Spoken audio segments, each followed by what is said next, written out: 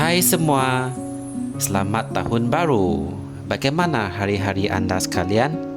Saya harap anda mempunyai hari yang baik hari ini.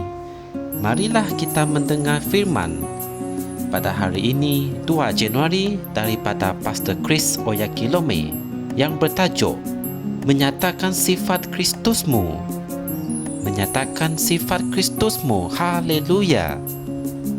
Ayat pembukaan kita diambil dari kitab Kolose 1 ayat 27 yang mengatakan, kepada mereka Allah mahu menyatakan betapa kaya dan mulianya rahsia itu di antara bangsa-bangsa lain, yaitu Kristus yang ada di dalam kamu adalah pengharapan akan kemuliaan. Puji Tuhan. Inti Kristianiti yang sebenar adalah Kristus dalam dirimu yang menampakkan dan menyatakan dirinya di dalam kamu dan melalui kamu. Oleh itu, orang Kristian adalah orang yang menyatakan dan menunjukkan kehidupan, sifat, perwatakan dan kebenaran Kristus. Inilah salah satu perkara yang kamu harus periksa apabila kamu menilai diri kamu secara rohani, sebanyak mana tindakan, sikap, kata-kata dan perwatakan kamu melambangkan Kristus. Amin. Contohnya, apabila kamu tersinggung, adakah kamu akan menyatakan sifat Kristus kamu atau kamu akan membenarkan dagingmu menguasai dirimu? Sebagai orang yang telah dilahirkan semula, Kristus menguasai hidupmu. Kamu mempunyai sifatnya. Oleh itu, dalam semua perkara yang kamu lakukan dan pada setiap masa, jangan menurut kehendak daging. Sebaliknya, bertindaklah dengan sifat Kristus kamu. Puji Tuhan. Apabila kamu bercakap, biarkan Kristus diperdengarkan. Biarkan kasihnya terpancar dari kata-kata dan tindakan kamu. Biarkan kebijaksanaannya membaluti para pendengarmu ketika kamu mengucapkan kata-kata yang penuh rahmat dan yang baik sahaja. Biarkan dia bercakap melalui kamu. Biarkan dia melihat melalui matamu, berjalan dengan kakimu dan bekerja dengan tanganmu. Dalam 2 Korintus 4 ayat 11 mengatakan, sebab kami yang masih hidup ini terus-menerus diserahkan kepada maut kerana Yesus, supaya kehidupan Yesus juga dapat dinyatakan di dalam tubuh kami yang fana ini. Inilah Kristianiti. Amin. Apa yang dikehendaki oleh Tuhan hanyalah untuk kamu menyatakan Kristus dalam diri kamu, menyentuh dan mengubah kehidupan melalui kamu. Nabi itu berkata, dia akan melihat keturunannya, umurnya akan lanjut.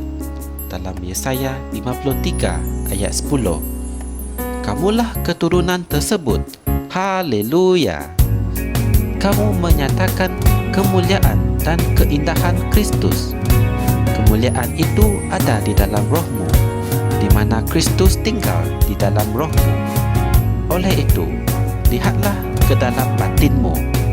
Lihat kemuliaan itu di dalam batinmu dan nyatakan kemuliaan yang sama itu ke duniamu.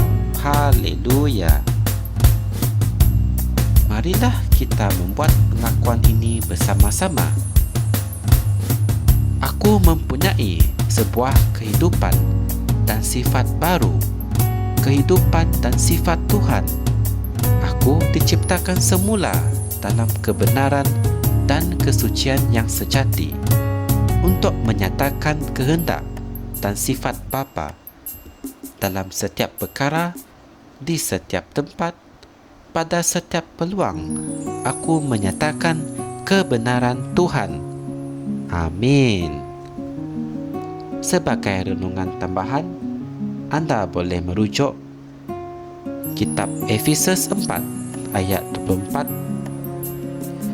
1 Petrus 2 ayat 9. Secara kesimpulannya, seseorang Kristus hendaklah mengetahui sifat mulia yang ada dalam hidupnya. Tuhan memberikan roh-roh yang hidup dalam diri kita agar kita mempunyai kehidupan yang baik dan mengenali Tuhan dengan lebih mendalam. Amin. Untuk mengetahui lebih lanjut mengenai firman ini, anda boleh tekan like dan subscribe Rhapsody Reality Malaysia.